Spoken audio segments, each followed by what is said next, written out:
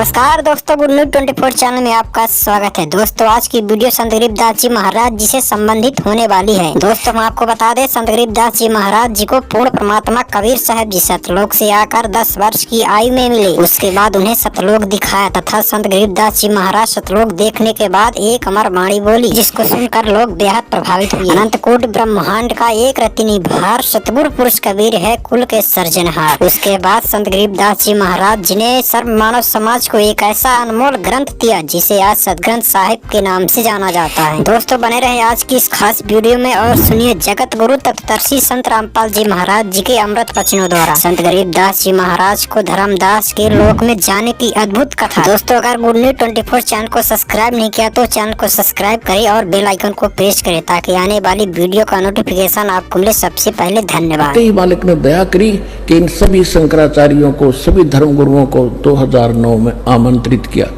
कि आप आइए, हम इकट्ठे बैठकर सारे, कोई हार जीत का उद्देश्य नहीं रखा, आप सभी इकट्ठे बैठे और इस भटकी हुई जनता को एक निर्णायक ज्ञान दे दें। यदि मेरा ज्ञान सही है, सदग्रंथों से मेल खाता और आप सही मानते हो तो उसकी स्वीकृति दे दो, इस दास का काम जल्दी निपट जाएगा। अब बच्चे को अच्छाई और बुराई जल्दी कैच करती है, जल्दी कैच करता है बच्चा, विशेष प्रेरित हो गया और कहा, आत्मा से कहा, भगवान एक बार मुझे वो लोग आपका गांव, उन्होंने बालक था, उसने सोचा कि तो यहीं पृथ्वी पर होगा, आपका वो गांव दिखा दो। तब परमात्मा बोले, चल मैं अपना गांव दिखाता हूं। प्रथम मंत्र दिया कि नाम जाप करे। जो दास आपको 7 देता है, पहले 5 देते थे, तो लेकर गए ऊपर ब्रह्मा विष्णु महेश के लोग दिखाए, उनके दरबार में गए। जहां भी परमात्मा जाते थे सभी वो वहां के मुखिया करबद्ध होकर अपनी सीट छोड़ देते थे। पुण्यात्माओं, ये अध्यात्म मार्ग है। अध्यात्म मार्ग का अध्यात्म व्यक्ति के ऊपर असर होता है और उनके बस की बात नहीं होती। जिसमें शक्ति ज्यादा होती है भक्ति की, उसके सामने अपने आप वो खड़े हो जाते हैं, वो रुक बैठ नहीं सकते। जिसके पास भी परमात्मा पहुंचे सभी ने विशेष सत्कार किया। कुछ ये देव पुरुष है, इनके अंदर एक विशेष विनम्रता और शिष्टाचार भी अन्य से अधिक है, क्योंकि इसलिए इनको देवता कहते हैं। ये सभ्य प्राणी है और वो झूठ नहीं बोलते, क्योंकि हमने बिना ज्ञान के इन्हीं को उपमा घड़ी दे दी। ये अजरो अमर हैं, इनकी कोई माता पिता नहीं है, ब्रह्मा विष्णु महेश सर्वेश्वर हैं। ये तो हमने गुण गा रखे थे, इनने साची बता रखी थी। उन्होंने जो परमात्मा ने वहां गए तो उनके मुख से ये सारा कुछ कवा दिया गरीबदास जी के सामने।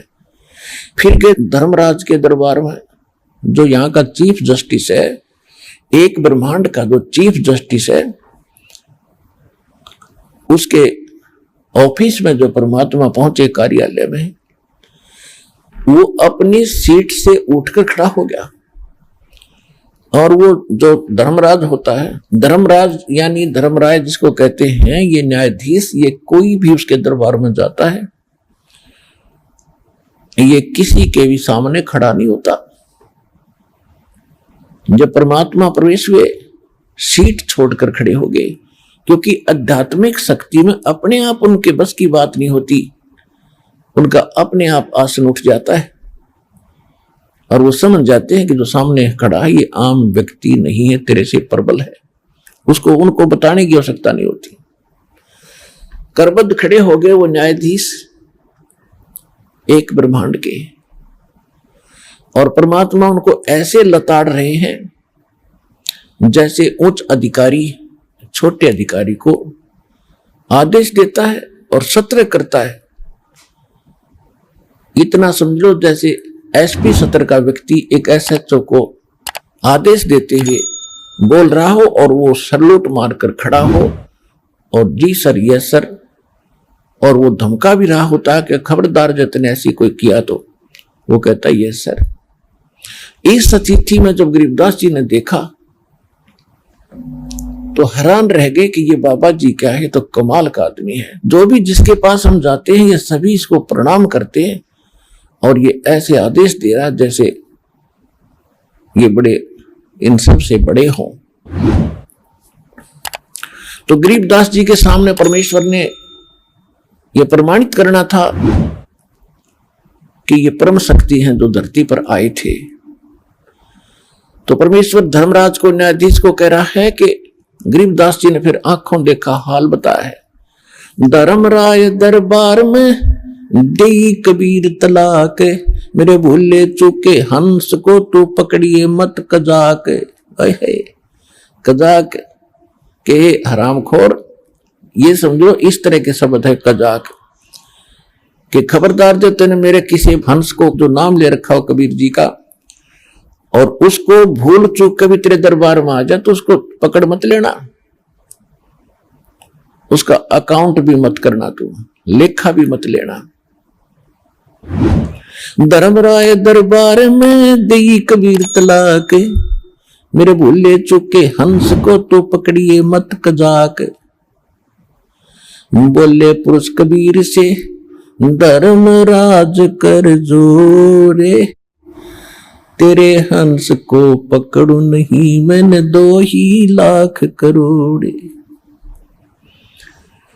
कि हे परमात्मा, मैं आपके हंस को, आपके भगत को नहीं पकड़ूंगा। फिर अपनी मजबूरी बताते हैं, विवशता बताते हैं कि मैं विवश हूं, कुछ ऐसे सर्कमस्टांस, कुछ ऐसे पॉइंट है दाता, उनका समाधान कीजिए।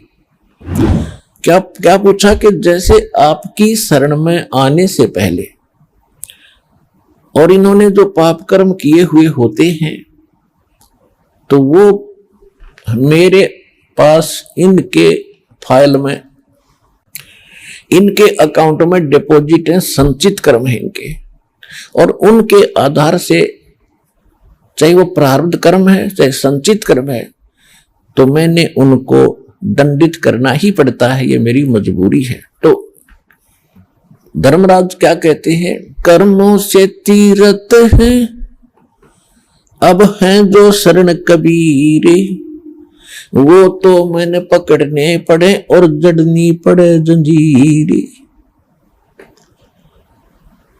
कि जो पहले कर्म इन्होंने कर रखे हैं और अब आपकी शरण में चले गए हैं, लेकिन पिछले कर्मों के आधार से तो परमात्मा मैंने इनको दंडित करना पड़ेगा। तो परमेश्वर ने क्या कहा कि कर्म भरम इस ब्रह्मांड के मैं पल में करहूं नेश, यानी इन पर कांटा लगा दूंगा, इनको खत्म कर दूंगा। और जिन हमरी दो ही दी सो करो हमारे पेशे,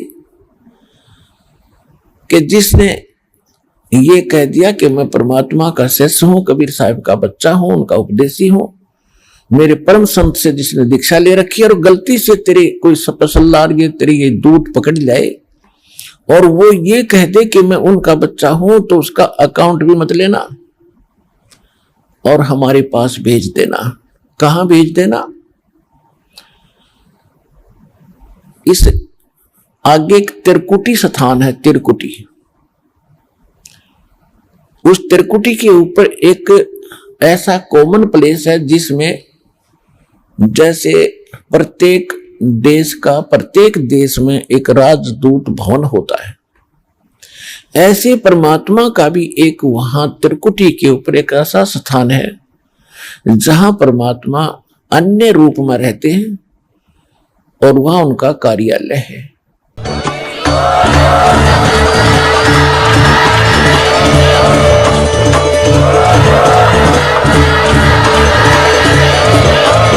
आप सुन रहे थे जगत गुरु तत्वदर्शी संत रामपाल जी महाराज जी के मंगल प्रवचन। अधिक जानकारी के लिए विजिट कीजिए हमारी वेबसाइट www.jagatgururampalji.org।